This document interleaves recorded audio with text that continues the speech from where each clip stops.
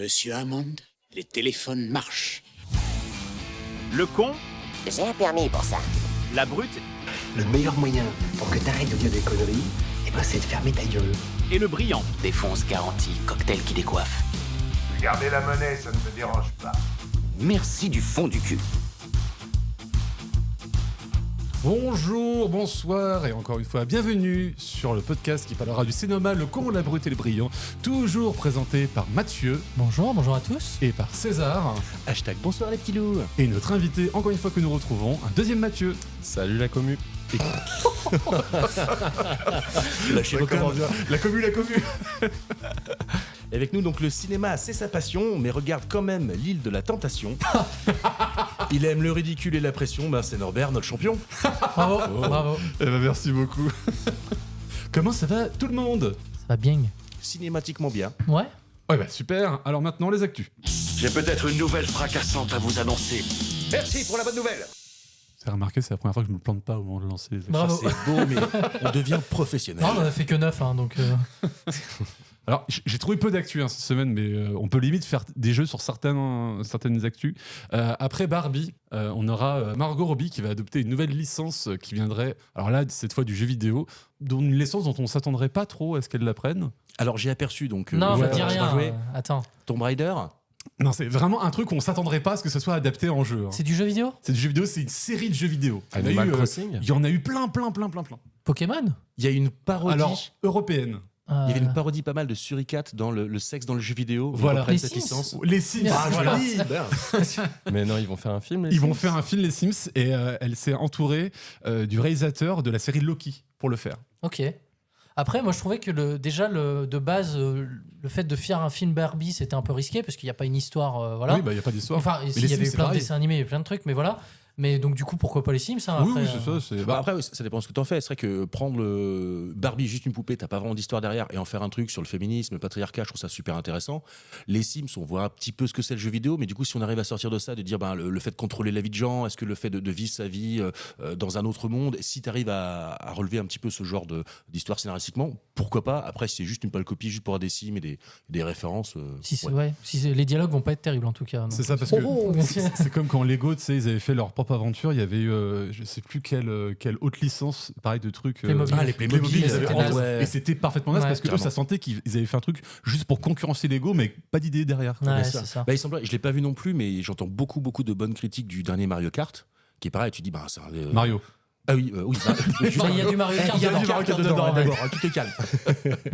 Mais ouais, j'entends beaucoup de bonnes critiques. Faut que je c'était vois, il très semblerait bien. qu'ils arrivent à sortir de ça. C'est pas juste un truc tout con. Mario. Alors franchement, Mario, c'est une bonne surprise. Maintenant, tu vois, après plusieurs mois après l'avoir vu, c'est vrai qu'il faut un peu rétablir les faits. C'est que c'est un bon film, c'est pas non plus, tu vois, un truc. Mais par exemple, moi, ce que je supporte pas dans le film, c'est l'utilisation des chansons. C'est les chansons les plus génériques possibles qu'ils utilisent. Mais à part ça, je trouve qu'avec toutes les daubes qu'on s'est sorties, Mario s'en sort plutôt bien. Ouais, Mais il s'en était sort bien. avec beaucoup de fanservice aussi. Il faut assez le reconnaître. Il casse peut-être pas la troisième patte, mais il a bien les deux premières pattes du canard. C'est ce que je Oui, dis. Voilà. minimum. On a parlé beaucoup de la saga d'horreur Winnie l'ourson et Porcinet qui est sortie l'année dernière. Oui, c'est vrai, tout à fait. Et qui a remporté le pire film aux Razzie Awards. Alors sachez que j'ai deux news en une déjà. Il y a le deuxième qui vient de sortir aux États-Unis. Pour l'instant, il n'a pas des meilleures critiques que le premier. Ah, ils sont allés très vite pour en faire un deuxième alors. Ah oui, à peu près 6 mois. Non, d'accord. C'est bien, ils sont homogènes. Mais là où c'est très drôle, c'est qu'ils ont annoncé un Pooniverse. Ils ont annoncé 4 films qui vont sortir l'année prochaine, dont... Alors là, il faut que je me rappelle parce que c'est les noms en anglais. C'est donc, les Avengers ils vont faire sur Tigrou, ils vont faire sur... Alors, ils vont faire sur Pinocchio. Ah oui, non, d'accord, ok. Ils vont faire sur la Belle au bois dormant. Bambi. Alors le scénario de Bambi, c'est vraiment le plus drôle que j'ai lu. Bambi, c'est Bambi, sa mère s'est fait tuer et lui du coup, il rentre en guerre contre les humains et il va en dégommer pas mal. Sauf que c'est mode Ok. John Wick, ils ont tué sa mère. Il va se rebeller. Petit fan innocent devient sanguinant. Ouais, il y a le chapeauté fou, je crois que c'est comme ça qu'il s'appelle. Dans Le Chapelier Four. Le Chapelier Ah, fou. oui. Voilà. De Alice au Pays des Merveilles. Voilà, Ouais. c'est ça. Et donc, il va y avoir tous ces films. Et Peter Pan, voilà, j'ai oublié de le dire. Et Le bordel Chapelier, il y a du moyen de film. faire un truc vraiment bien avec le Chapelier. Parce que déjà qu'il est déjà un peu fou et tout, tu pas fais mal. un espèce de malade qui... Après, j'avoue, j'avais pas vu. Mais il y avait une version de Tim Burton avec Johnny Depp récemment, Le Chapelier. Bah, récemment, Fou. Ouais. elle a quand même plus de 10 ans, je pense. Là. Récemment, quoi. Ouais, ok. À mon échelle. Et en fait, après tous ces films-là, il y aura Pooniverse Monster Assemble. Ah oui, bah voilà, c'est ça. Qui sortira à la fin de l'année 2025. Donc ça a été 4-5 films annoncés pour l'année prochaine. Ah d'accord, c'était un peu le Iron Man alors qui est sorti l'année dernière. Sachant qu'il n'y en a qu'un qui est en tournage en ce moment. Hein. Tous les autres, il n'y a aucun scénario, aucun tournage, rien du tout. Quoi. Ok. Bon, on peut les aider, hein. On a plein d'idées ici. Hein. Sachant que le premier, il a été produit pour $60 000, donc forcément qu'avec un scénario aussi, enfin avec un budget aussi réduit, bah il a gagné. Je crois qu'il a en box-office, il a une dizaine de millions de dollars. Donc pour eux, c'est carton plein, quoi. Ah bah carrément, ouais. Moi, je fais ça tous les jours. Alors, pour parler d'une autre licence, on a parlé donc du Pooniverse qui va être lancé. Là, maintenant, on va parler de Pirates des Caraïbes. Je sais pas si vous étiez au courant, mais il y avait Margot Robbie qui avait tenté de relancer la franchise en faisant un Pirates des Caraïbes entre filles. Bon, ça a duré quelques mois, mais finalement, le projet a été avorté, sans jeu de mots. Non, ça en coupe, ça. Et donc, comme un fœtus de paille. Et en fait, il y a pas longtemps, il y a Jerry Bruckheimer qui est en train de faire la promotion du prochain Bad Boys. Et on lui a posé la question parce que c'est lui qui est le producteur des Pirates des Caraïbes. Est-ce qu'on pourrait avoir un nouveau Pirates des Caraïbes ? Ils avaient dit que eux, ils en parlaient, mais ils parlaient plutôt d'un reboot de la franchise. Ouais. Et par contre, c'est sa déclaration qui me fait le plus rire parce qu'il dit en gros oui, on pense plutôt à un reboot, comme ça on n'aurait pas besoin d'attendre des acteurs de la franchise. Et quand il dit ça, en fait, on voit tout à fait de qui il parle. Oui, bah oui. Après, il y en a marre des reboots quand même, ils sont chiants. Par contre, voilà, t'es pas obligé de reprendre le même Non, casting. mais parce que là, je me souviens que le 3 des personnages, quoi. Oui, les 3 premiers étaient quand même vachement bien. Le troisième, moi j'aime beaucoup le fait qu'il se fait beaucoup descendre. Moi je l'aime bien. Moi j'aime bien les 3 premiers. Le 4e était pas top, mais comparé au 5e, ça allait finalement.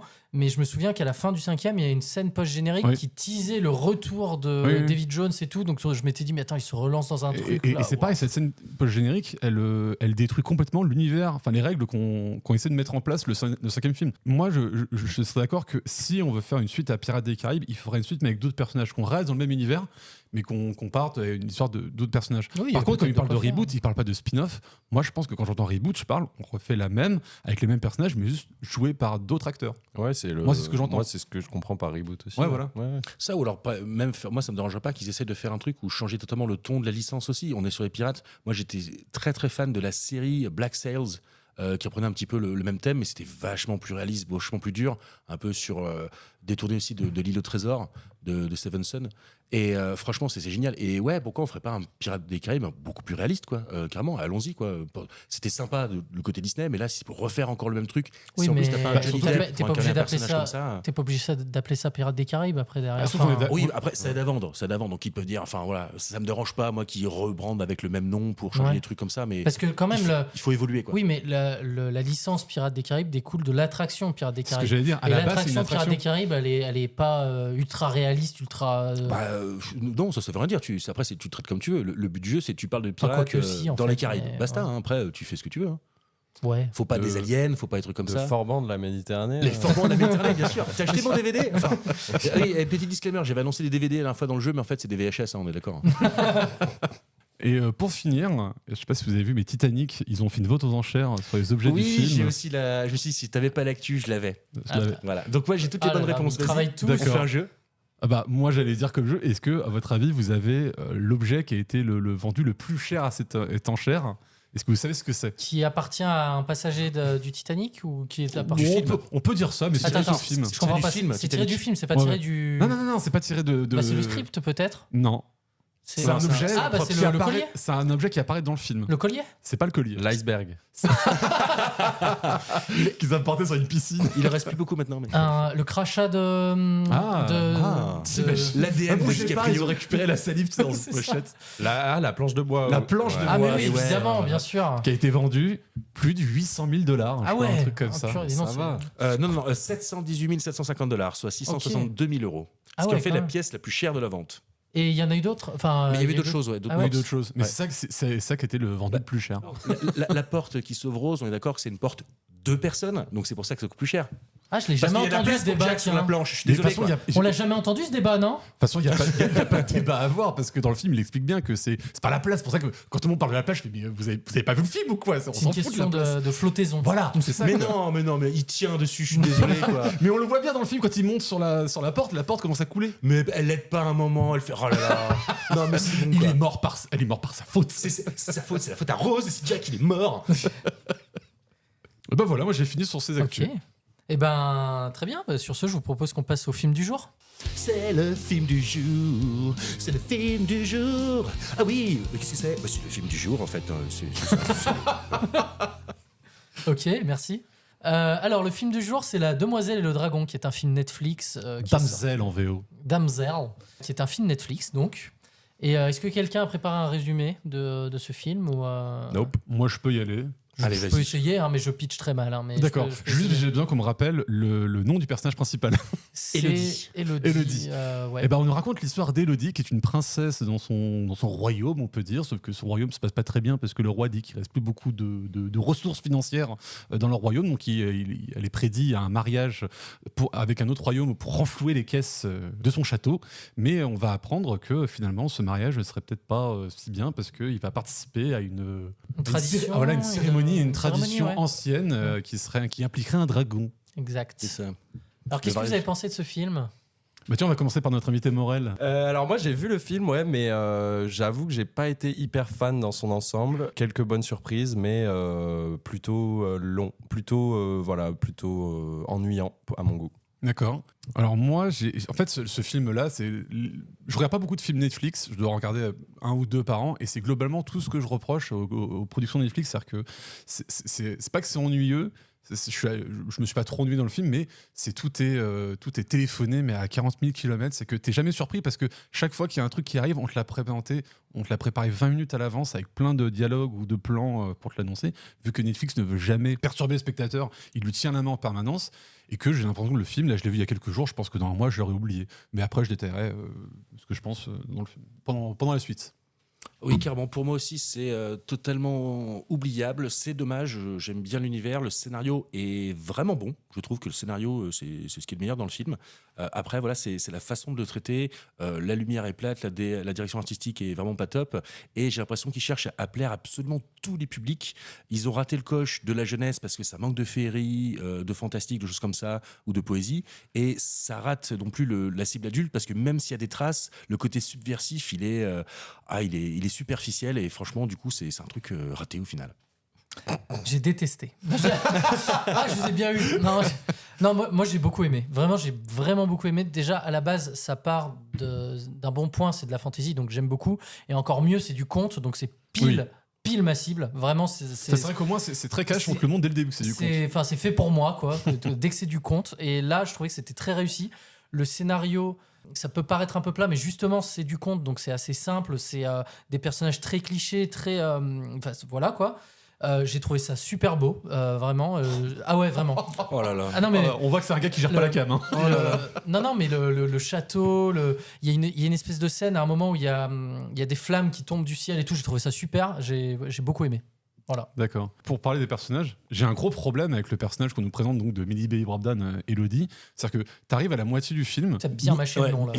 Millie Bobby Brown. Millie Bobby Brown. Millie Bobby Brown. MBB, comme on l'appelle. Ouais, c'est qu'on arrive à la moitié du film et j'ai l'impression qu'on ne la connaît pas. Tu vois, c'est qu'on sait très peu de choses d'elle. C'est-à-dire qu'en une demi-heure, on t'explique qu'elle est gentille, elle a un peu de caractère. Et je trouve que en 8 scènes qui sont consacrées à elle, c'est très très peu d'informations. Oui, mais c'est du conte, encore une fois. Enfin, non, mais voilà, du conte, les personnages, c'est des archétypes. Et c'est là que ça marche super bien pour moi. Mais le conte, ça veut pas dire des personnages, des clichés qu'ils se reposent sur leurs clichés. Tu vois, par exemple, le Hobbit, et pourtant le Hobbit, je suis pas un très très grand fan de ça, qui repose un peu sur ce conte-là. Ils sont beaucoup plus développés, les nains. Alors que là, elle a quand même 8 scènes, on nous explique rien sur ce personnage. Oui, mais je te parle pas du conte comme le Hobbit, je te parle du conte à la base, vraiment le conte écrit. Les choses comme ça. Quand tu prends les personnages de conte, je suis totalement d'accord avec Mathieu, tu ne vas pas plus dans les personnages, le personnage, tu le découvres par l'histoire, par ses épreuves qui sont révélées. Tu as juste besoin de savoir que la gamine, ok, elle est princesse d'un royaume qui s'appauvrit totalement, elle est réduite à devoir couper du bois, elle est super serviable, mais tu vois, elle est responsable. C'est bien que t'en parles. La scène où elle coupe du bois, on ne sait pas pourquoi elle coupe du bois. Enfin, je veux dire, on ne sait pas. On ne sait pas si elle le coupe parce qu'elle est en mode je suis une princesse mais je peux faire des devoirs du peuple, ou si, comme tu dis, elle en est réduite à couper du bois. Ça, on n'a pas la il y a un peu de ça, parce qu'elle coupe du bois après la porte et tout de suite elle donne tiens, je t'ai coupé du bois, mais si, tiens, il y a des étrangers, fais ci, fais ça, occupe-toi de tes chevaux. Oui, et tu sens qu'il y a le côté genre, bon, en gros, c'est la gamine, elle est serviable, elle est princesse, mais elle est pas non plus dans l'archétype princesse, coquette et tout ça. Princesse, genre, j'ai des responsabilités, j'ai un peuple qui dépend de moi, etc. Et ça va servir un petit peu aussi au personnage plus tard, parce que quand elle va se faire marier de force avec un super gain financier à la clé, genre waouh, c'est génial. forcément, du coup, elle va aussi se sentir un petit peu obligée d'y aller, malgré tout. On sent qu'elle n'est pas forcément amoureuse du gars, mais elle y va parce que c'est la bienséance et ce qui doit se faire, donc elle est assez forte comme personnage. Bah, même, tu vois, ça, le côté, elle le fait pour son peuple, bah, comme elle en parle jamais de son peuple, ni des responsabilités qu'elle a, c'est compliqué de le comprendre. Oui, on peut se dire ça, mais c'est jamais le film qui nous donne ces informations-là, quoi. C'est à nous de le comprendre. Et c'est globalement ce que je reproche à Netflix. Mais comme ce que fait Disney, hein, c'est qu'ils font un truc ultra flou, comme ça, chacun fait sa sauce dans sa tête. Ouais, bien sûr, mais en tout cas, moi, pour revenir, je trouve que le scénario en lui-même, il est pas super complexe. Il est simple, mais il est très bien. On a donc, sans vouloir rien spoiler, donc on a une histoire avec un dragon, une culture, une histoire. Ça, c'est dans le titre. Pareil, c'est pour ça que je suis allé jusque-là, parce que c'est déjà dans le titre. Il y a un petit twist aussi avec ça, quand même, quasiment à la fin du film, qui est assez intéressant. Et je trouve que, oui, ça s'est bien amené. Le problème, c'est comment tu l'as traité, l'angle d'attaque. Ils ne se sont pas choisis un public, comme je dis. C'était à moitié pour du jeune, à moitié pour des adultes. On pourrait aller sur du truc super, un peu plus gore, tout ça. Tu vois, à un moment, elle est face à des choses un petit peu horribles, cette héroïne. Elle est blessée, elle est en souffrance. Elle a du sang, mais qui est limite rose. Enfin, on veut toujours tout gommer. Il n'y a pas de saleté. Les couleurs sont pétantes. Il y a de la lumière partout, même dans les endroits qui sont censés être les plus obscurs. Et du coup, c'est dommage. Ah, c'est marrant, je suis pas du tout d'accord. Pour moi, justement, j'aimais bien le ton que ça prenait entre le conte pour enfants et des moments un peu plus sérieux, voire pas gore, mais... on n'en peut pas parler du gore. Non, mais il y a des moments quand même un peu plus stressants. Il y a des moments où tu vois des trucs pas très cool, quoi. Et justement, je l'aimais bien ce mélange et je trouvais que c'était bien fait justement pour s'adresser à un certain public qui a envie de voir du conte un peu plus sérieux, entre guillemets, mais pas non plus... l'idée, c'est pas de faire un Alien, quoi. Tu vois plus comme un Hunger Games, en fait. Un truc genre c'est même en dessous, et tout ça. Peut-être, oui. Moi, voilà, j'ai du mal avec ce genre de film. Voilà, justement, c'est pour ça que ça me parle peut-être beaucoup. Moi, j'ai beaucoup aimé cet angle-là. Moi, j'ai bien aimé le dragon. Je sais pas ce que vous en avez pensé, mais j'ai trouvé très stylé. Là, et en plus, c'est une dragonne, attention. Une dragonne. Une dragonne et juste une actrice. C'est quoi déjà son nom? Une actrice iranienne qui est génialissime. Elle a une voix. Mais tellement géniale que tu connais pas son nom, ouais. Ah oui, Shoreh Aghdashloo. Donc déjà pas facile à dire. était dans The Expanse et d'autres choses. Elle a une voix magnifique. Politique. Elle joue celle qui est sur Terre, qui s'occupe de l'ONU sur Terre. C'est rigolo quand même parce qu'il y a un ou deux trucs où j'ai eu du mal. Un ou deux petits trucs. Et le design du dragon, j'avoue que j'étais un peu déçu. Qu'est-ce qui t'a gêné dedans? Je sais pas, il était trop... je sais pas, c'était dans les proportions. Il y a un truc qui allait pas, je trouvais.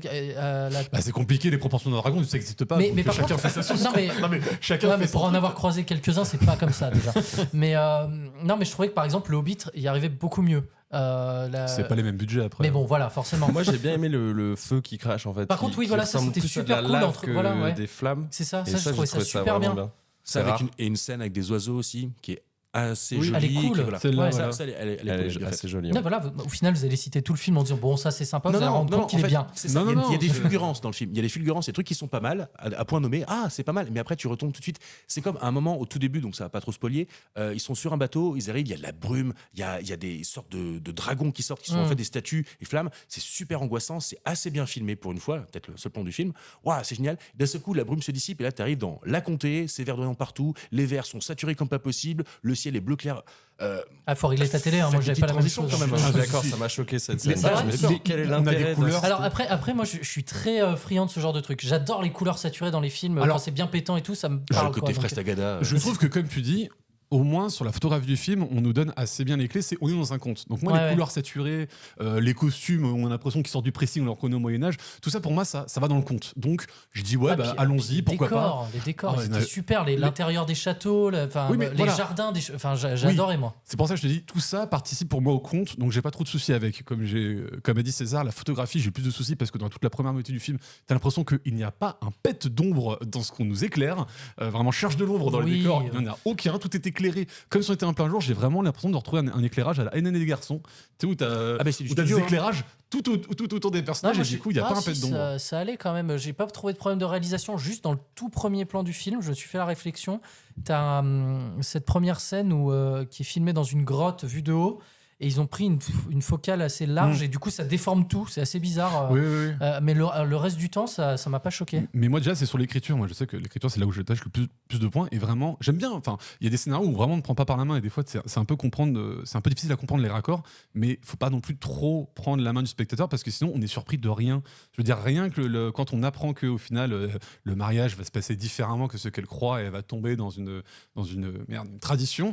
on te l'a tellement hurlé à la gueule pendant 20 minutes que quand ça arrive, bah, t'es pas non plus surpris. Comme t'es pas non plus surpris dans le twist final, parce que c'est pareil, on te l'indique pendant 25 minutes par 10 scènes différentes.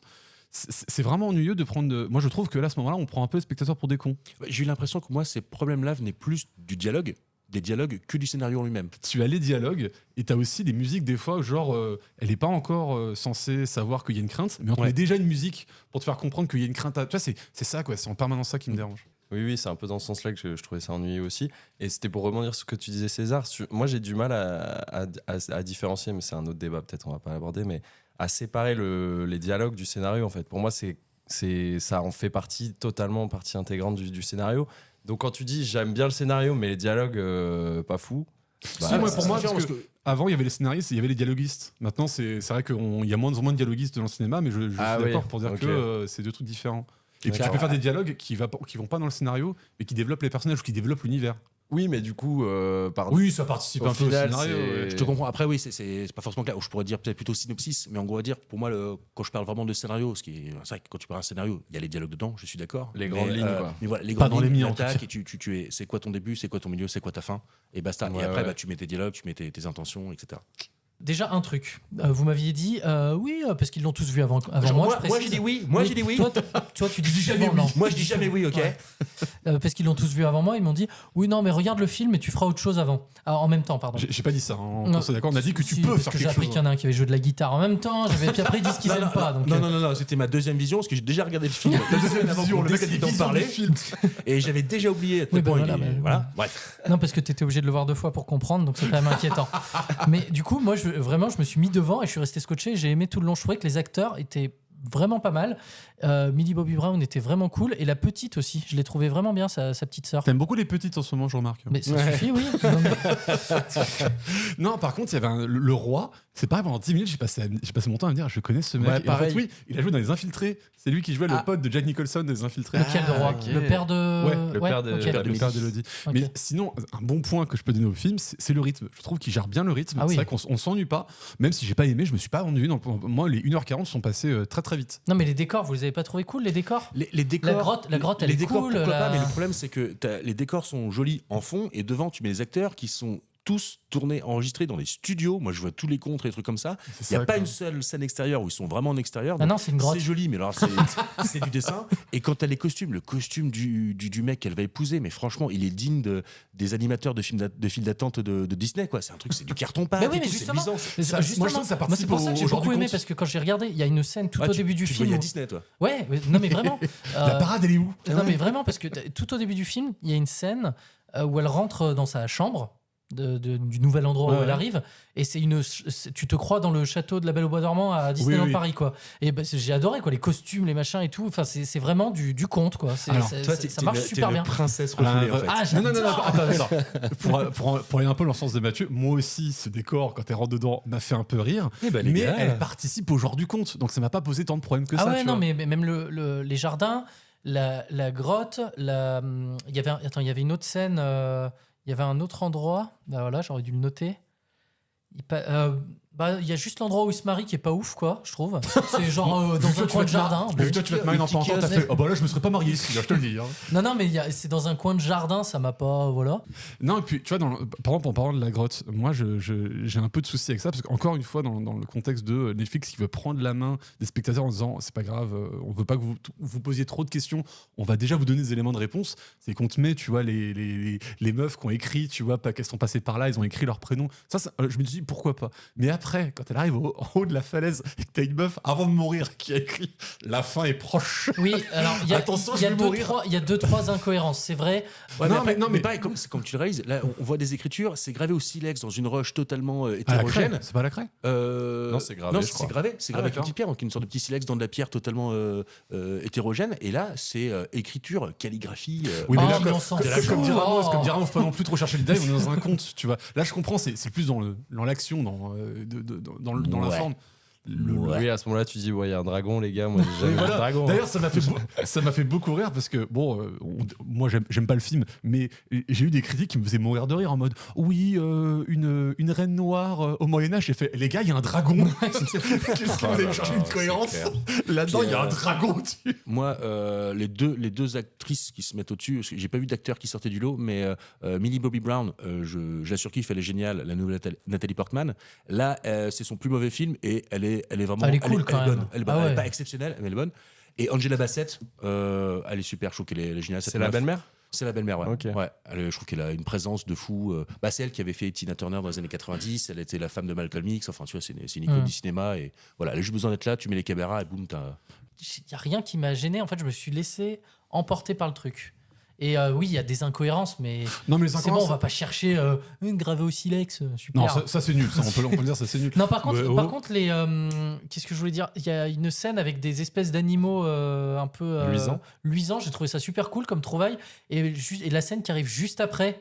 La scène de l'eau, là, tu sais, où elle boit. Ah oui. Ça, j'ai trouvé super cool aussi. Il y a 2-3. Ça aurait pu être plus cool.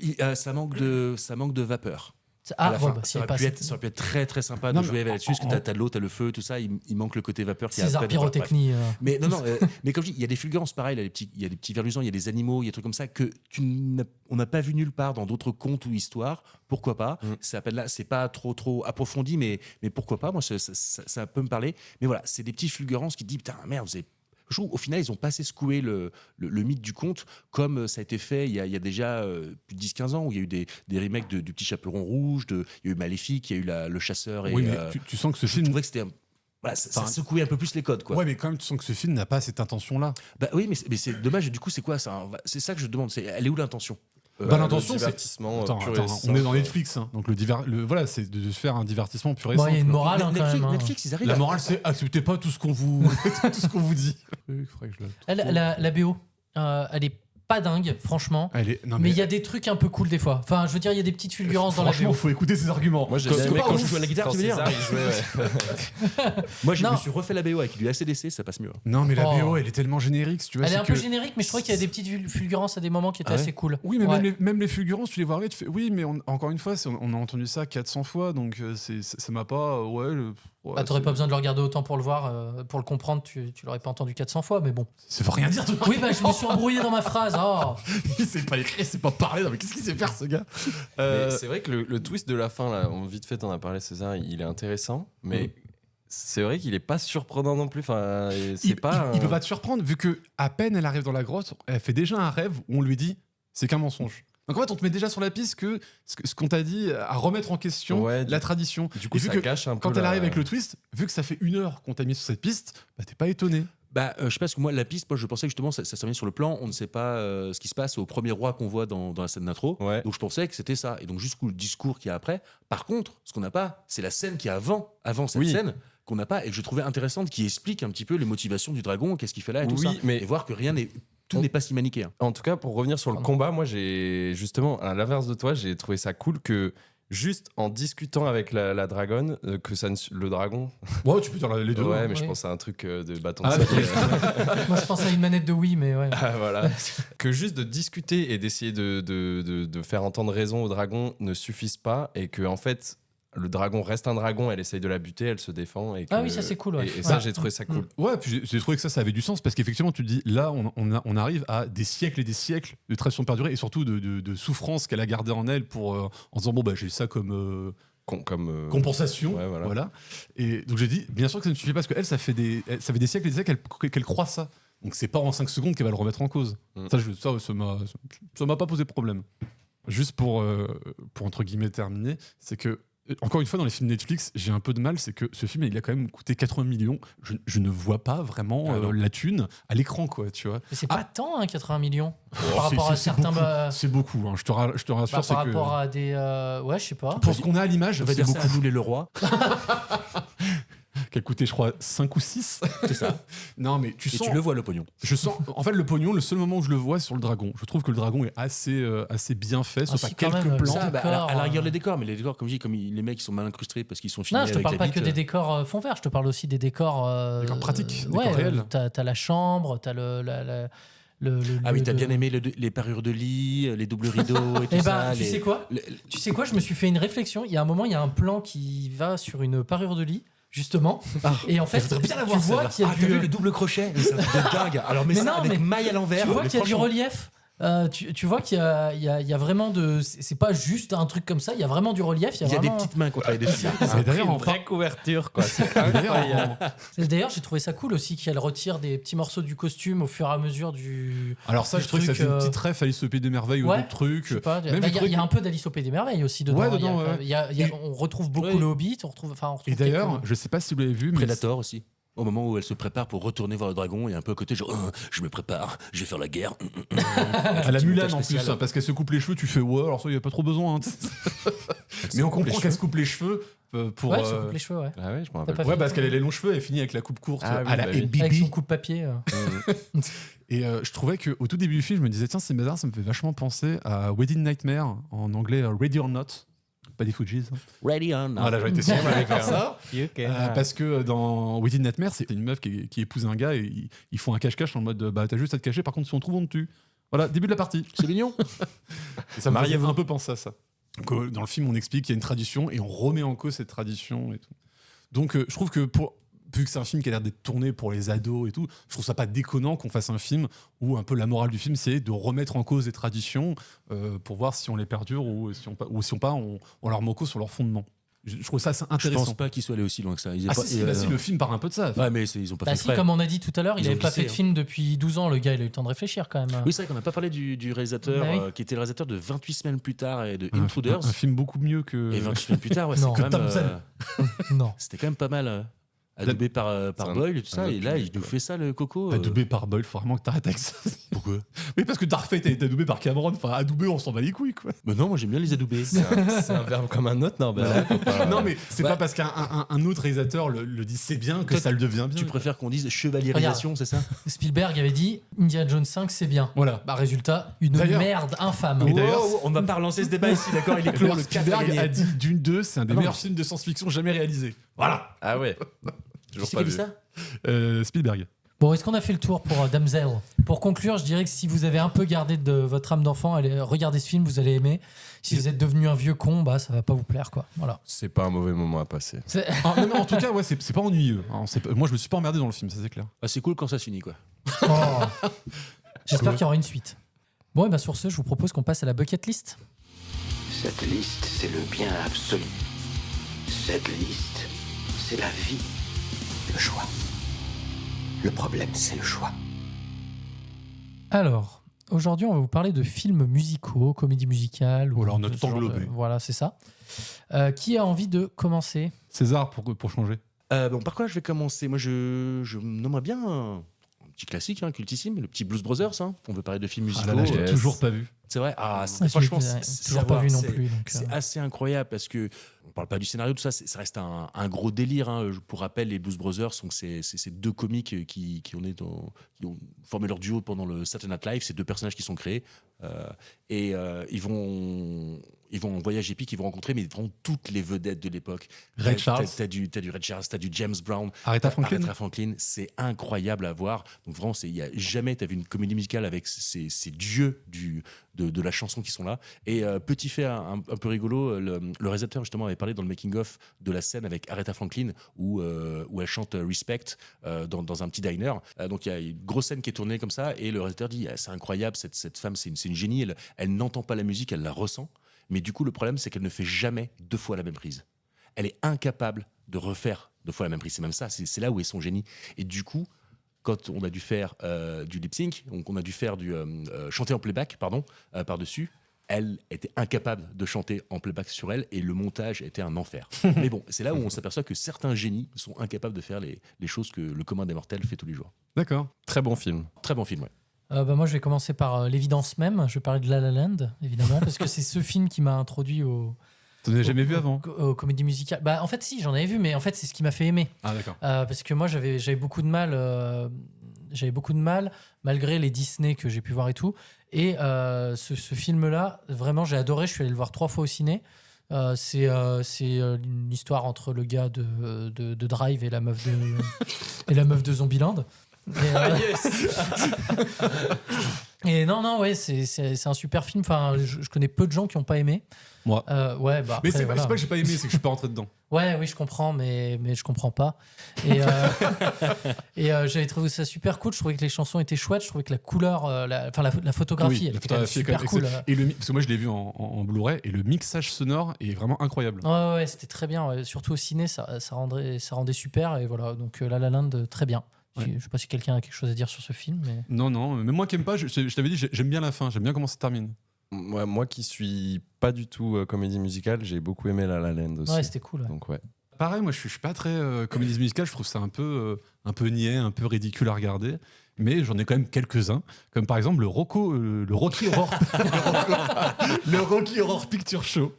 C'était pas la même version, ça. Parce qu'en fait, ce film, je voulais en parler depuis longtemps, mais je me demandais est-ce que je le cale dans les films totalement what the fuck, mais c'est quand même une comédie musicale. Je dis bon, on va parler là.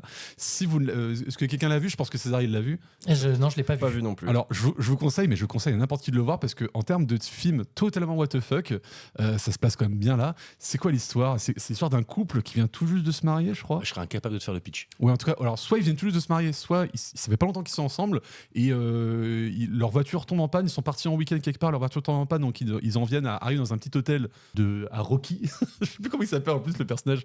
Et en fait, après, le film se barre totalement en cacahuète, ça part en comédie musicale, horreur, zombies, vampires, morts-vivants, mais tout ça en étant très déluré. Et je me rappelle, sorti en combien de temps? C'était en 75. Et ce qui est assez impressionnant dans ce film, c'est qu'il y a une espèce de libération sexuelle. Mais ça, on était à l'époque, comme tu parlais de yes. révolution sexuelle, t'as du Bowie, Oui. Enfin, le côté androgyne, le côté... Il est androgyne voilà. et il est totalement bisexuel et assumé. Voilà, bien sûr. Et justement, il dit au couple, en plus, mais limite, allez voir l'autre sexe et tout, alors que en 75, l'homosexualité, c'était pas vraiment très... Bah, non, ça dépend des endroits, parce que t'avais aussi je pense, dans la mouvance Velvet Underground, les choses comme ça, t'avais les Dandy Warhol, etc. C'est dans les années 70 aussi qu'il y a une certaine libération de ce côté-là, outre le mouvement hippie. Oui, mais le mouvement hippie, c'est la libération sexuelle, mais assez hétéro. Tu vois, le mouvement homo, on n'en parle pas des masses. Justement, dans le côté artistique, je trouve que, pour moi, Andy Warhol était bien en longtemps. Et surtout, si vous êtes sur Paris, moi, je l'ai vu dans une séance où, en fait, c'était une séance, entre guillemets, interactive qui se fait à Paris, dans quelques endroits, où, en fait, à des passages du film, ils font monter des gens sur scène. Alors, moi, ils m'ont fait monter sur scène, je ne savais pas du tout ce que... Je me suis retrouvé à quatre pattes avec un drap sur le scène. Et je ne sais pas trop ce qui s'est passé. Mais j'ai entendu des gens beaucoup rire. Voilà. Et à quelques moments, quand on présente des personnages, tu dois les appeler les assholes, les bitches. Donc, c'est assez sympa. Moi, en tout cas, je vous le conseille. Moi, j'avais choisi comme film, bon, j'en ai pas beaucoup parce que, comme je l'ai dit, je suis pas très. Mais j'ai choisi un film musical, donc je sais pas si vous l'avez vu, This is Spinal Tap de. Ça me dit rien du tout. Spinal Tap, bah, si, ouais. C'est le fameux où il y a des potards à 11 sur 10. Ah, exactement, dont vous avez parlé. Le faux documentaire. Ouais, voilà. Sur le Donc, groupe de premier rock. film de Rob Reiner, 84. Faux documentaire sur, en fait, donc le film, c'est on suit un groupe de métal états-unien qui font une tournée. Et en fait, au moment où c'est sorti, il y a eu un gros débat sur est-ce que c'est vraiment un documentaire ou est-ce que c'est totalement de la fiction. Donc moi, quand je l'ai vu, je savais que c'était faux, c'est de la fiction, le groupe n'existe pas vraiment, enfin c'est des acteurs. Il me semble que c'est des gros connards, quoi. Et en fait, ouais, c'est totalement perché, hyper drôle, moi j'ai adoré. Bah, il y a des embrouilles, quoi. Ils s'embrouillent entre eux, il y a des tensions avec plein de gens. Il y a un moment, ils se perdent pour aller sur scène entre leur loge et, la scène. Ils se perdent pendant 2 minutes au moins. Et voilà. Et en fait, donc ça a eu un pas mal de succès. Et d'ailleurs, j'ai vu ça il y a pas longtemps. Ils ont sorti à la demande insistante des fans. Ils ont vraiment sorti un album, les gars. 10 ans après, genre, mais qui a un peu floppé, mais voilà. Et sinon, le film est du coup devenu un peu culte, quoi. Et il y a la séquence culte de l'ampli à 11. Voilà, le gars est trop fier, le guitariste, il présente son ampli, ouais, it goes up to 11. Et du coup, mais ça sert à quoi? Il fait rock and roll. Et ça fond. Is it louder? Ouais, it's one louder. Ça veut rien dire, tu vois. Et il est trop content parce qu'il joue plus fort que tous les autres guitaristes du monde. Et voilà, mais c'est incroyable. Et les acteurs étaient très très peu connus, donc en fait, c'est pour ça que tout le monde se demandait si c'était vraiment un vrai groupe de musique ou pas, quoi. Voilà. D'accord. Je vais parler d'un film dont on a déjà parlé, désolé, mais franchement, ce film est incoupable, ce film est parfait. Donc, pour une fois, je crois que je ne vais pas nommer ce film pendant ce podcast, désolé les amis. Reefer Madness. On a déjà parlé. Qu'est-ce que c'est bien. Je refais un petit pitch. On en a parlé, mais c'était une question du public, donc ça passe. C'est vrai? Ah, je sais même plus pourquoi. C'était la meilleure BO. Ah oui, tout à fait. Alors pour resituer, Reefer Madness, en fait, à la base, c'est un film de 1936, un film en noir et blanc de propagande totale américaine, états-unienne, pardon, des Yankees. En gros, quelqu'un qui va dans un lycée pour parler aux parents d'élèves, pour leur dire « Attention, mesdames et messieurs, un nouveau fléau arrive dans notre contrée.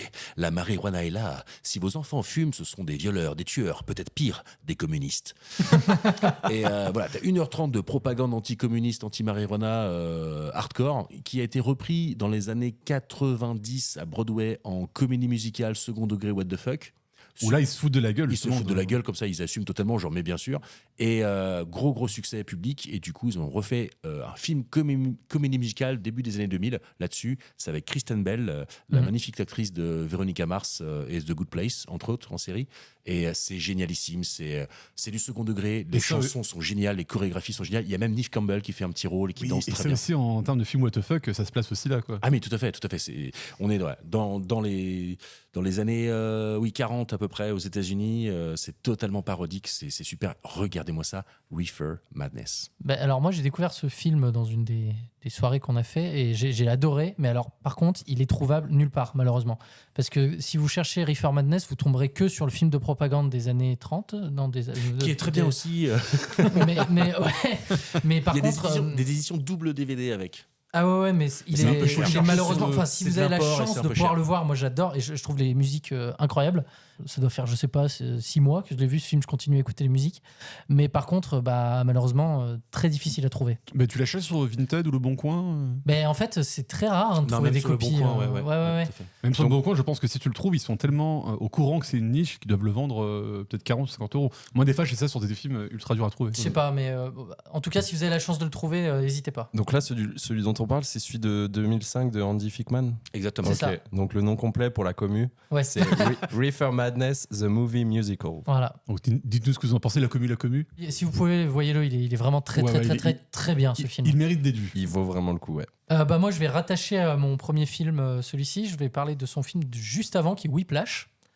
Que les gens, mais en fait les gens Damien connaissent. Chazelle, c'est vraiment mon réalisateur préféré. Les gens connaissent beaucoup La La Land, un peu moins celui-là. J'ai toujours pas vu.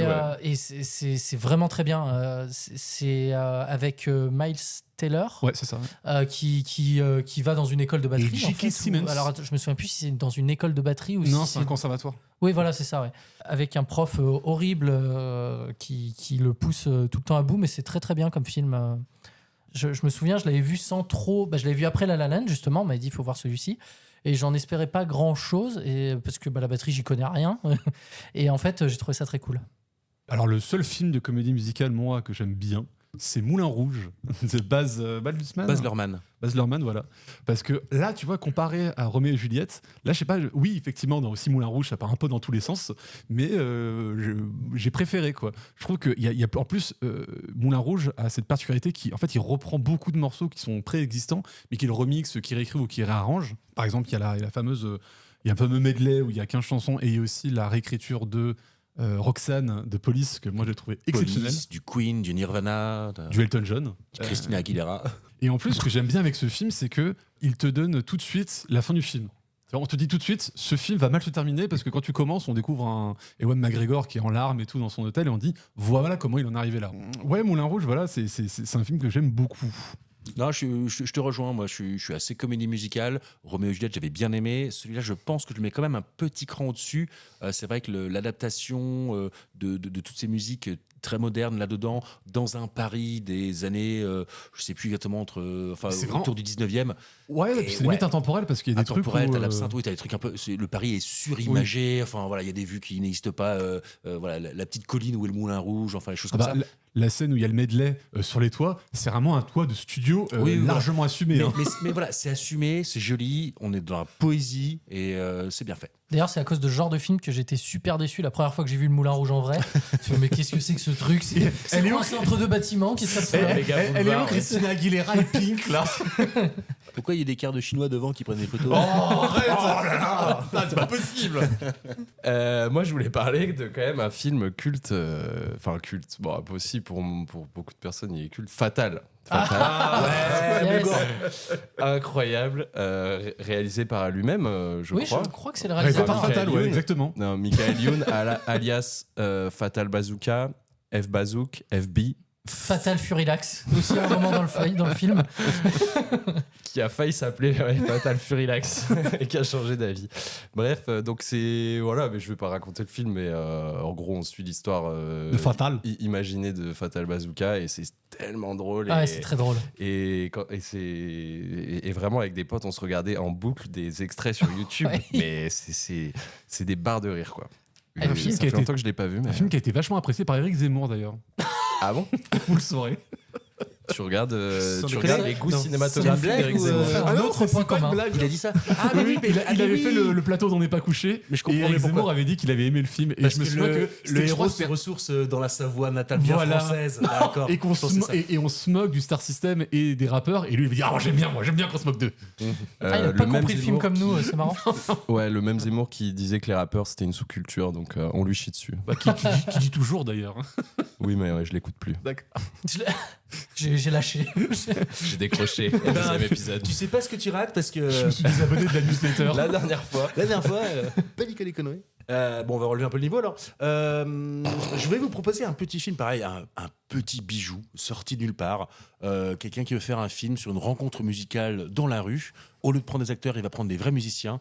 Et c'est la rencontre entre un guitariste irlandais, barbirsute, un petit peu fou, qui joue comme ça à la Wall Again, qui rencontre cette femme de ménage pianiste qui vient d'école russe. Qu'est-ce que tu racontes? Mais je crois qu'il est en train d'inventer. Ce n'est pas une femme de ménage, elle vend des aspirateurs. Elle vend les aspirateurs? Non, elle fait pas le ménage chez les gens à l'école. Elle vend des aspirateurs, même une fois elle essaie de lui vendre. Elle se ramène avec un aspirateur pendant que lui est en train de jouer dans la rue. Elle doit faire des démonstrations des fois. Elle fait le ménage quoi. Oui, donc, pardon, je m'agourais. Mais bon, elle vend des aspirateurs. Et cette rencontre, en fait, ils se rencontrent, ils sont dans un magasin de musique, ils échangent juste pour un morceau, c'est génial, t'as une osmose entre eux deux de dingue. Et en fait, le film, ça va surtout être ça, ce mec qui va essayer de la retrouver. Dis le titre quand même. Oui, ce serait bien, parce que je sais toujours pas de quoi on parle. Mais il fait durer le suspense. Mais c'est tellement bien, je suis désolé, ça s'appelle Once, une fois. Okay. Once. Et voilà, donc ils jouent une fois ensemble, c'est magnifique. Et après, le mec va pas arrêter de la stalker, essayer de la retrouver pour jouer ensemble. C'est vraiment magnifique. Ils ont ensemble, c'est tellement bon que après ce film, ils ont fait une tournée avec au moins 2 ou 3 albums, je crois. Déjà, c'est qu'ils enregistrent un album dans le film, déjà, qui a la soundtrack du film, et qu'après ils ont, comme tu dis, ils ont fait une tournée, ils ont joué. Et oui, alors déjà je précise pour les auditeurs, c'est que à la base tu m'as piqué le film parce que c'est moi qui avais envie d'en pas parler. Que toi d'abord. Mais vu avant toi. C'est possible. En crois que je l'ai vu à sa sortie, mais bref. Mais moi le réalisateur, il faut savoir qu'il a fait 3 films pour parler de la musique, donc il a fait Once et après il a fait New York Melody avec Keira Knightley et Mark Ruffalo. Qui paraît qu'il y a l'histoire de Mark Ruffalo qui joue un producteur qui rencontre Keira Knightley, qui est une autrice qui vient de se faire draguer par Adam Levine, le chanteur des Maroon 5. Yes. Et les Maroon 5. Et il a l'idée de la produire, mais quand elle écrit, mais elle n'a jamais rien enregistré. Quand il se présente à la maison de production, ils disent bah oui, mais nous on veut une démo, quoi, tu vois, et on va pas payer pour que tu fasses une démo. Les artistes maintenant ils amènent une démo et après on produit un album. Donc ils ont l'idée d'enregistrer une démo dans la ville, dehors, à l'extérieur, dans la ville, à chacun des endroits. Donc il a fait un 3e film qui s'appelle Sing Streets, qui est par contre là des enfants qui se rencontrent et qui forment un groupe. Ça je l'ai pas vu, mais ouais, ce réalisateur là, moi j'aime beaucoup. John Carney. Voilà. John Carney. Alors moi, pour terminer, je voulais parler de West Side Story, mais celui de Spielberg. Ah, j'ai toujours pas vu. Que j'ai adoré. J'ai trouvé ça vraiment très bien. Alors, rappelez-vous qu'il a aimé Damsel. Tu avais vu l'original ou pas? Alors, je vais pas mentir, je n'ai pas vu l'original en entier. J'avais vu beaucoup d'extraits parce que c'est devenu quand même assez culte. Et t'as bien l'original, toi? L'original, oui, mais pas le Spielberg. Moi, j'aime pas et la version de Spielberg, j'ai trouvé ça super. C'est le même acteur qui avait déjà dans Divergente. Oui, c'était pas ce film-là que je cherchais, mais voilà. C'était l'acteur de Baby Driver. Et donc, du coup, j'ai trouvé que c'était un super remake. Le film est vraiment très bien. Il est vraiment très joli. Le New York des années 30, non. Je sais même pas quelle année. Ah, il a gardé la même époque que le premier. Oui, c'est dans la même époque avec toujours le. Non, c'est années 50. La première, pour moi, c'est années 50 et quelques. C'est toujours le duel entre les Américains et puis les Portoricains. Ouais. Non, c'est très très chouette. Je vous conseille vraiment ce film. Alors, il faut avoir le temps. De mémoire, il fait un peu plus de 3 heures, je crois, le truc. 156 minutes, donc ça fait presque 3 heures, ouais. Et c'est les milieux des années 50. Et c'est le film qui m'a donné en plus envie d'aller voir des comédies musicales en vrai, des vraies comédies musicales, quoi. C'est pas les fausses à la télé, là. Je voyais des fausses et tout. Avec des vrais chants. Donc, non, vraiment très très cool, West Side Story de Spielberg. Toujours pas vu, moi j'ai vu l'original à la sortie de suite Spielberg, parce que j'avais du retard. Et cool le premier, mais peut-être que je verrai le deuxième un jour, mais bon. Je vous le conseille. Non, moi je vais pas en rajouter plus, que je pourrais reparler encore de Grease, dont j'ai déjà parlé. Je pourrais reparler de Tuernay, qui n'est pas un film musical, parce qu'il y a énormément d'extraits musicaux ça pourrait dans passer. ce film et c'est sympa. Mais voilà. Non, mais je vais juste placer pour finir Good Morning England. Ah oui, c'est vrai, Qui parle d'une radio pirate Ouais, dans les années 60 ou 70. Un truc comme ça. Les années 70, 80, je crois que c'est ça. Non. 60, Ah ouais 70. 70, Allez, ouais, 2000, allez. Pour moi, c'est l'arrivée du rock en Angleterre, donc c'est même 60. Ouais, c'est l'histoire d'un ado où en fait sa mère lui dit qu'il est en train de partir en rebelle, donc il l'envoie chez son père. C'est ça. Son oncle, ouais. Son ou oncle, ça, je sais son oncle plus, est sur un comme ça. bateau et qui gère une radio pirate et il va rencontrer tout ce petit monde et il va voir leur quotidien. Parce qu'en plus, je crois qu'ils gèrent plusieurs radios de leur côté. Bah ça, puis alors, ils sont sur un bateau parce qu'ils doivent être dans les eaux internationales. C'est une radio pirate, ils n'ont pas le droit d'émettre. Donc du coup, en étant dans les eaux internationales, ils arrivent à émettre en Angleterre tout en étant pas arrêtables parce qu'ils sont dans un endroit, une zone de non-droit. Bon, bah bref, je pense qu'on a à peu près tout dit. On va peut-être passer au jeu. Ouais. Faut arrêter avec les jeux. La dernière fois qu'on a joué au Trivial Pursuit, on a failli se battre. Et coucou les amis. Alors aujourd'hui, Parce qu'on est vraiment sur tes foules. allez, c'est parti maintenant. On va faire un super jeu. Vous êtes prêts ? Ouais. Très bien. Alors, avant toute chose, désolé pour tous ceux qui ont les esgourdes un petit peu sensibles. Je risque de vous péter les tympans. Je vais enlever mon casque, attends. Ouais, préférez baisser le son partout. Je sais pas pourquoi je me suis lâché. Je me suis dit qu'on va faire un petit jeu musical. Yes. Et on va commencer avec une petite référence que vous n'aurez certainement pas. Hommage à Pascal Brunner. Cinéma chanté.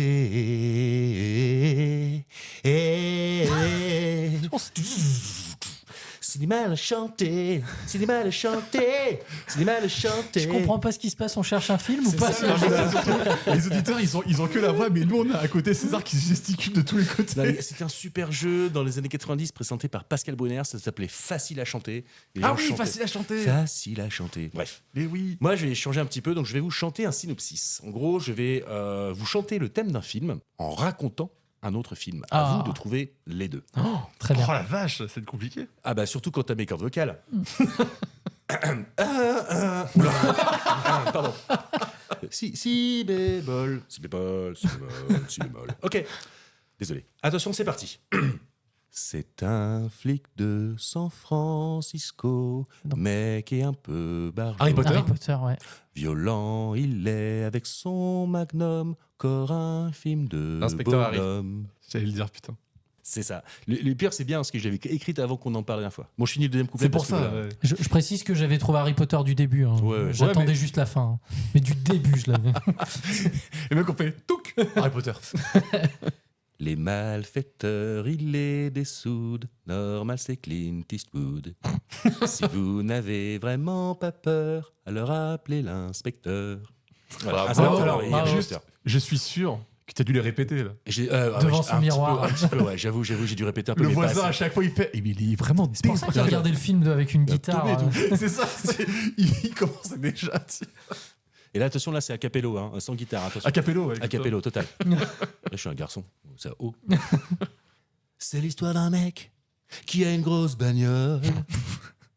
Il emmène ses clients dans les courses folles.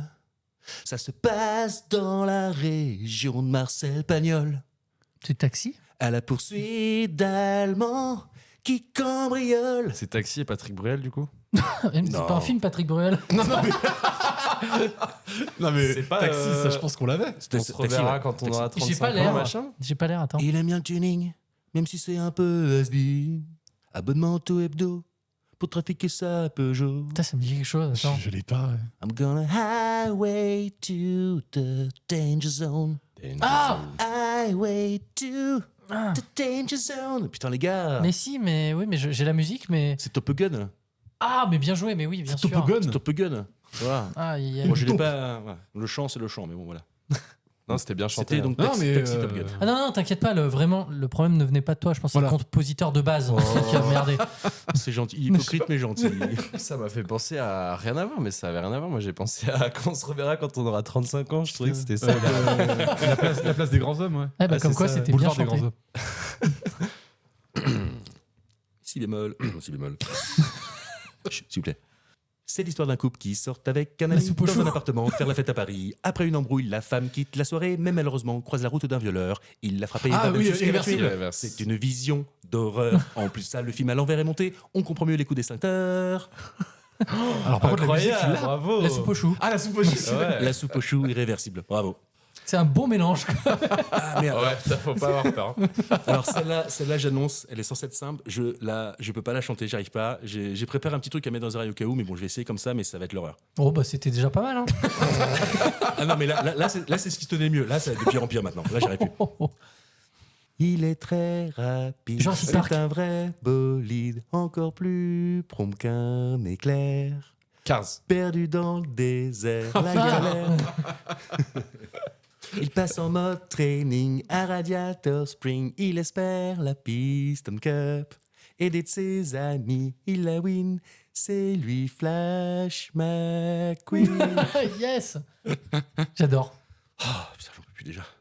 C'est l'histoire d'un chien, tout nouvellement Oui, ça c'est adopté. San Francisco. Ce n'est pas un saint, il va chanter. Oui, le choriste, le des choriste. heures, vie, c'est certain. 5e symphonie.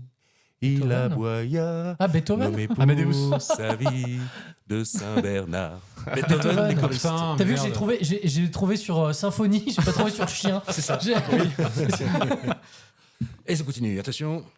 Ah, mais ce que vous faites, mes belles. Si, si. Si, Ennio si, Morricone. oui, c'est Ennio Morricone, oui, c'est le- Le bon, la brute et le truand. Voilà, attends. Est-ce que vous mangeriez avec mes amis? J'aimerais que vous leur présentiez Le dîner de con. vos hobbies. Ouais, allez, venez manger. Mercredi.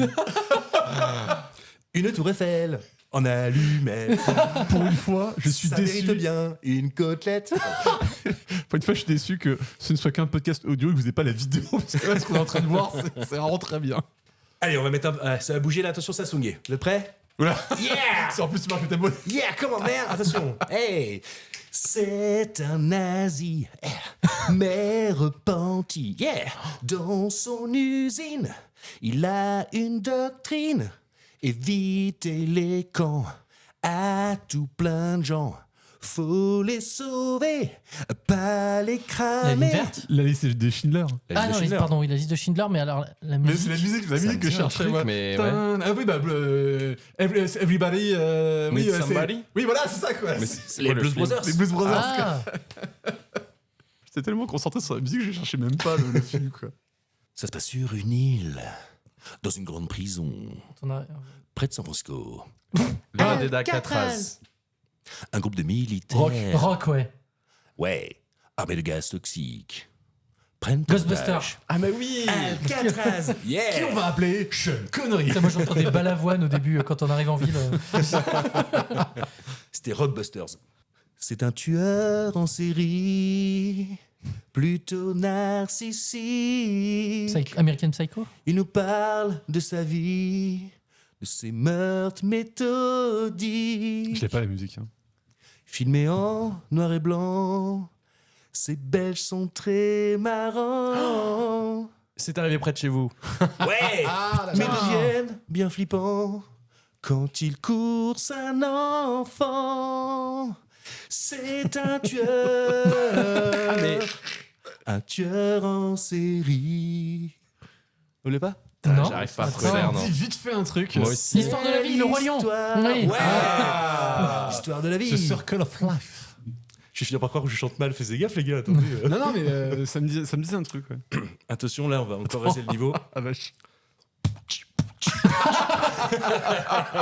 Non, mais faites pas rire. Ne faisez pas rire. Attendez, oh, c'est sérieux. Non, là. mais on s'y attend pas en fait, c'est la surprise quoi.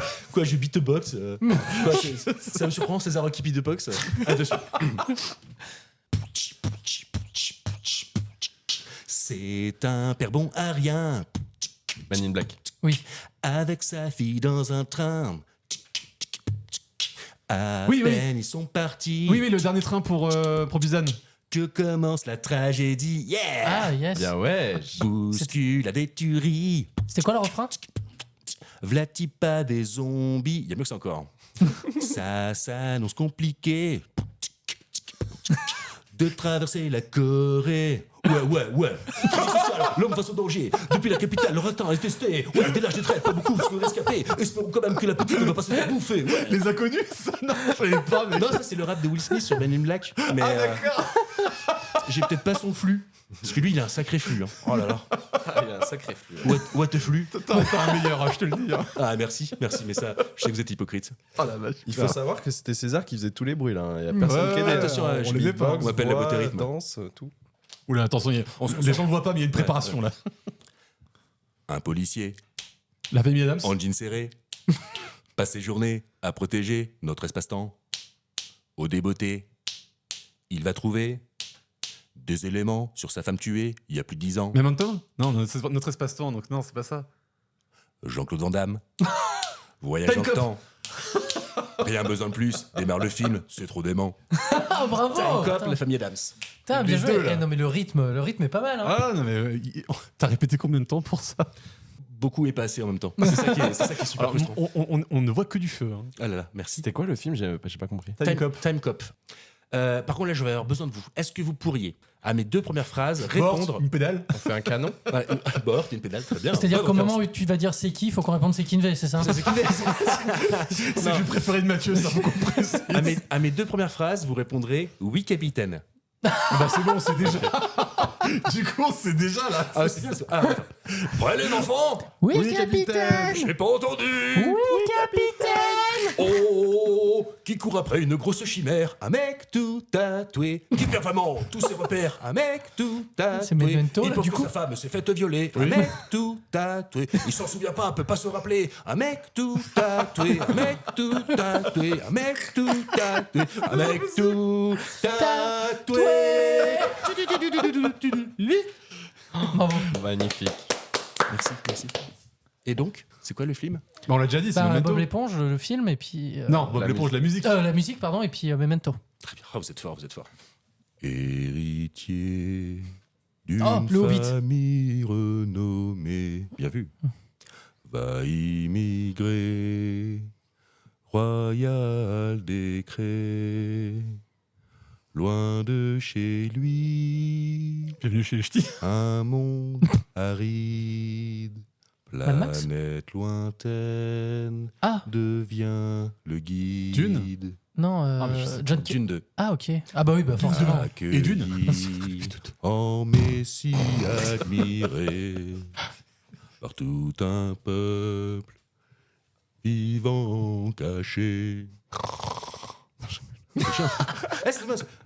Ce dormeur-là doit se réveiller. Ah, bravo. À dos de verre, guerre va lancer. Bravo.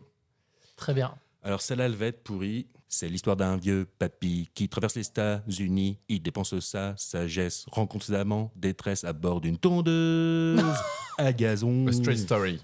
Ouais. Euh, Ce n'est pas un ahuri, c'est un James vrai Bond moment de sa vie. Veut juste rejoindre Oui, son c'est James frère. Bond, ouais. Laissez-le passer derrière à bord d'une tondeuse à gazon.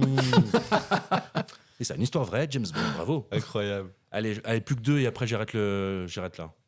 Dans une station Titanic. balnéaire, on retrouve le cadavre d'une jeune fille. Quelle drôle Oui, putain. d'attaque sanguinaire. Truc requin là, putain, la Pas merde. de panique Dans la Jaws, dans la pour merde. le maire sur Hmm. la ville. Voilà, Titanic, les dents de la mer, bravo les amis. Allez, le petit dernier. Allez. Il n'aime pas trop son métier, passe ses nuits à pirater jusqu'au jour où Matrix. arrêté, il va devoir faire son choix. du gendarme. Le réel devient brumeux, pilule rouge ou bien bleu, volant exaucer tous ses vœux, la vérité pour seul choix. Je suis incapable de mettre un film en face. C'est Matrix, hein, je l'ai dit. Hein. Non, mais la musique. Il a pas compris qu'on cherchait 2 films Norbert. encore.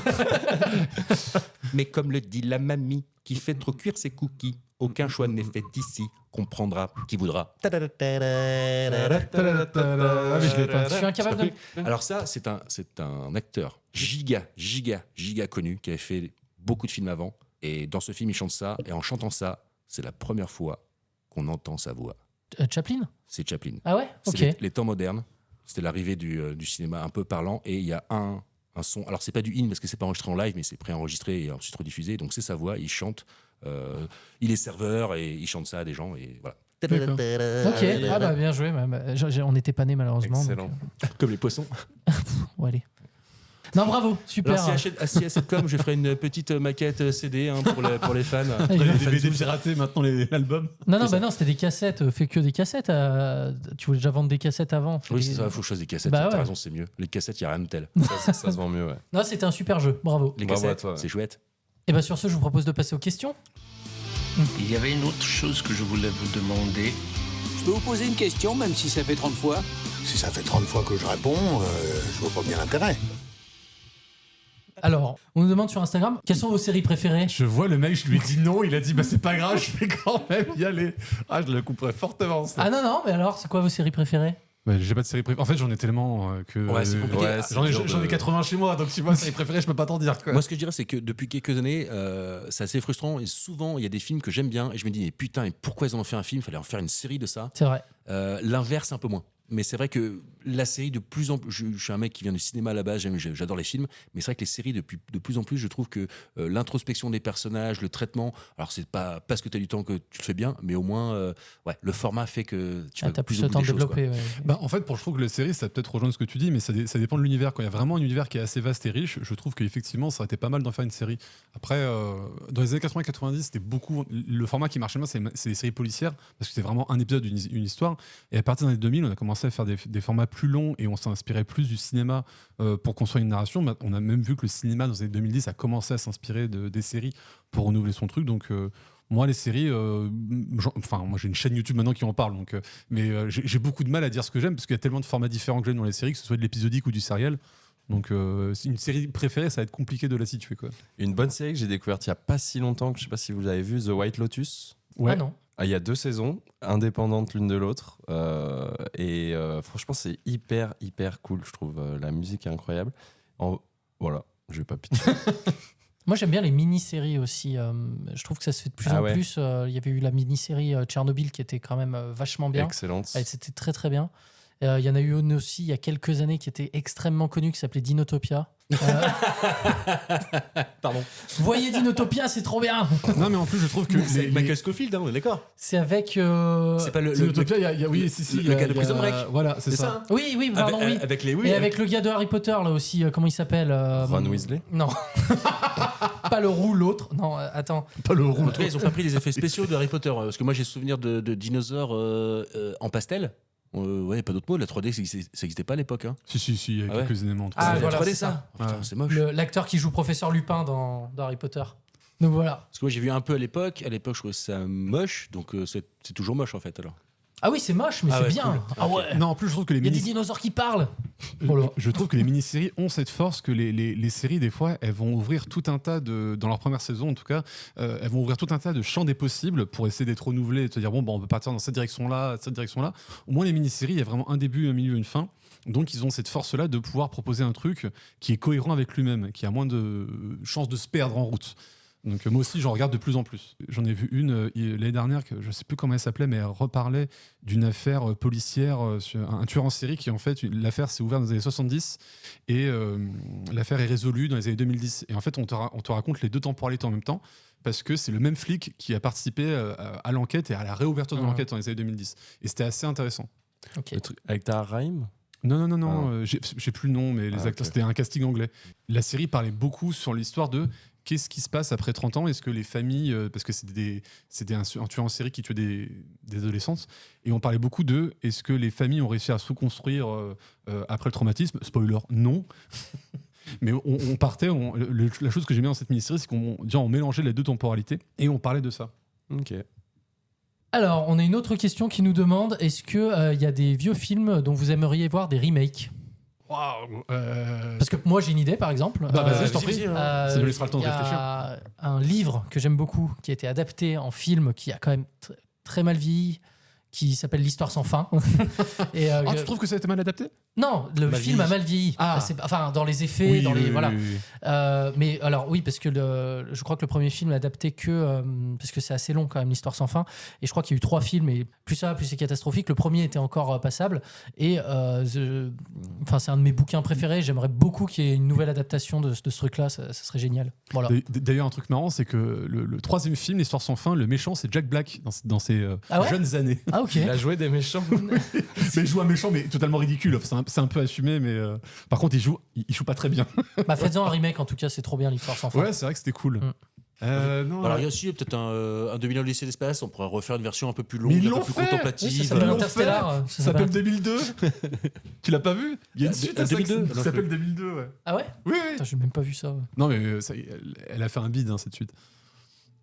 Non, moi je suis pas très remake, j'avoue, j'ai un peu du mal. Non, mais tu vois, moi c'était remake dans le sens où, en fait, c'est un bouquin que j'aime beaucoup à la base et je pense qu'il a été adapté peut-être un peu tôt, entre guillemets, pour ce qu'on arrivait à faire à l'époque.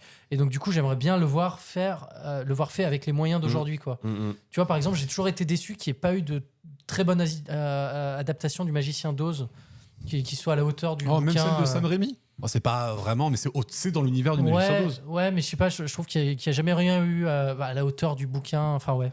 Plus l'aspect technique. Moi, c'était plus pour l'aspect technique. Après, il peut y avoir des films où tu considères que ça n'a pas été fait comme tu voulais. Oui, après, voilà. Ouais. Après, César, on avait déjà parlé en disant que j'étais un peu d'accord avec lui que ce qui justifie un remake, c'est que soit que, effectivement, comme tu dis, les effets, le film est très mal vieilli au niveau de ses effets, soit est très mal vieilli dans son côté social et tout.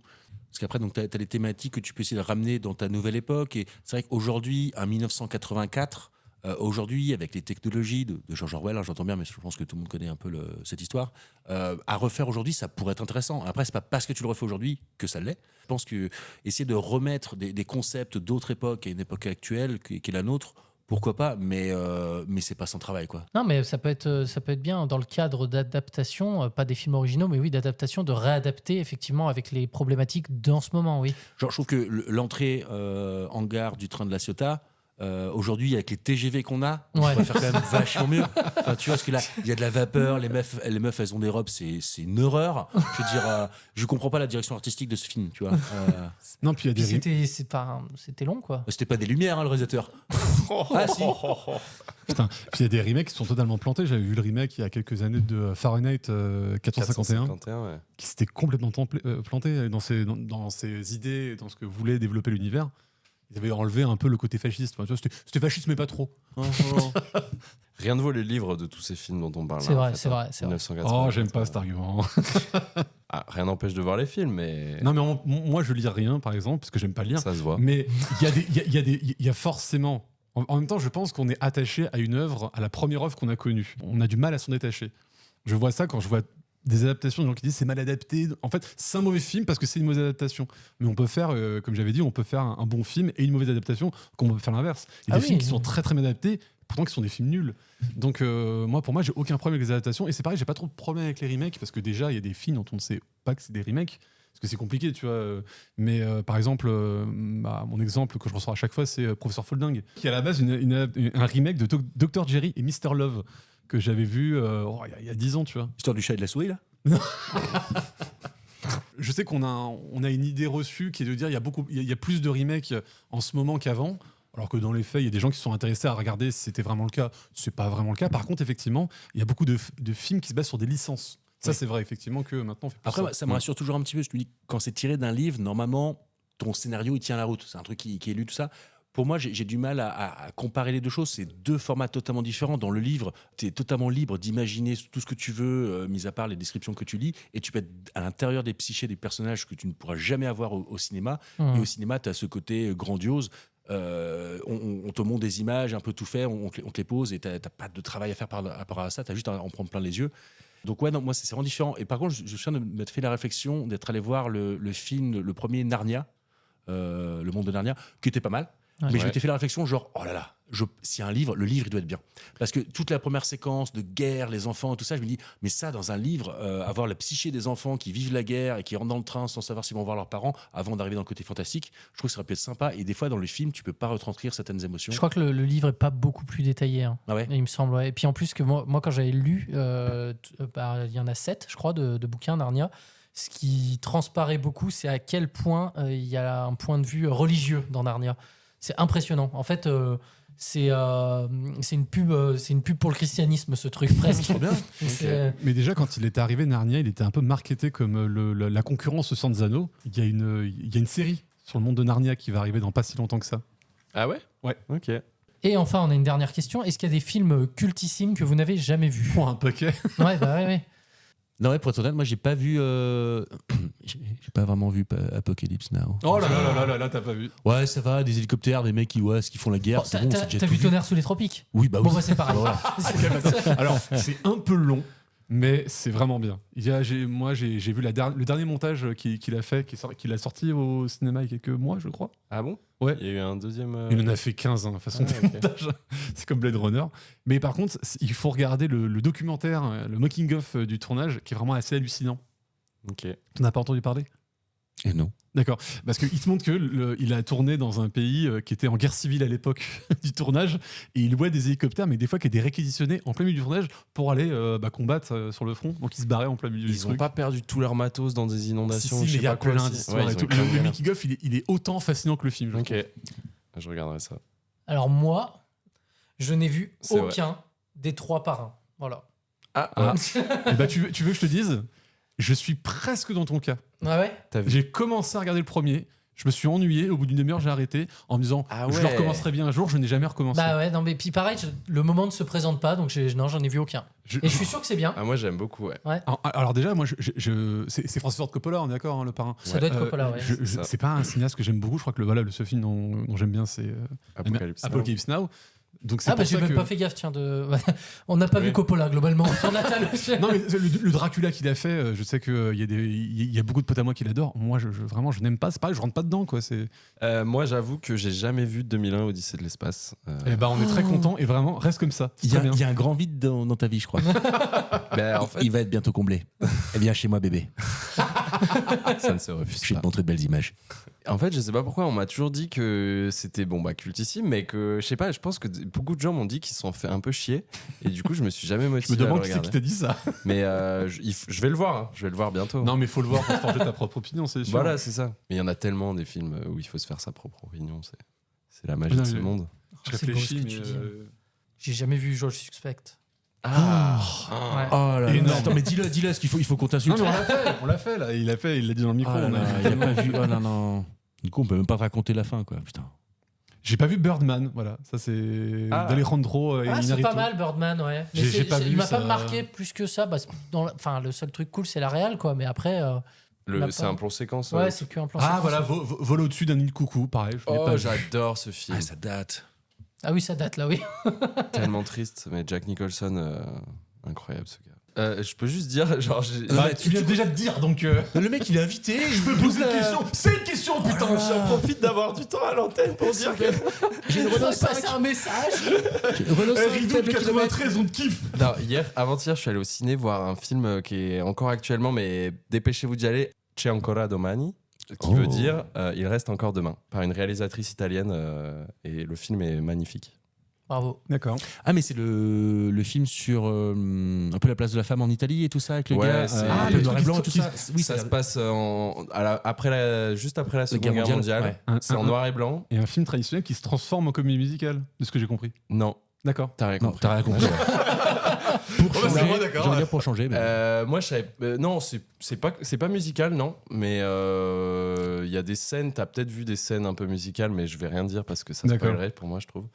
Et c'est un film. Oui, il a fait un peu le buzz en Italie parce qu'il est sorti au moment où il y a pas très longtemps, en fin d'année dernière, un féminicide, une jeune de. Oui, j'ai vu que les critiques du film étaient assez mitigées, en tout cas en France.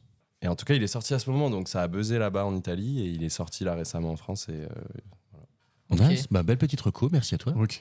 foncé. Bon bah voilà, je pense qu'on a fait le tour des questions. Donc je vous rappelle encore une fois de bien penser à nous suivre sur Instagram @cbb_podcast Et puis voilà, je vais laisser Norbert nous dire au revoir à tous. En tout cas, merci de nous suivre toujours autant sur ce podcast. Nous, on est très contents de vous le faire et on va vous dire au revoir et au prochain épisode. À bientôt. Ciao, ciao. Salut. Au revoir et merci.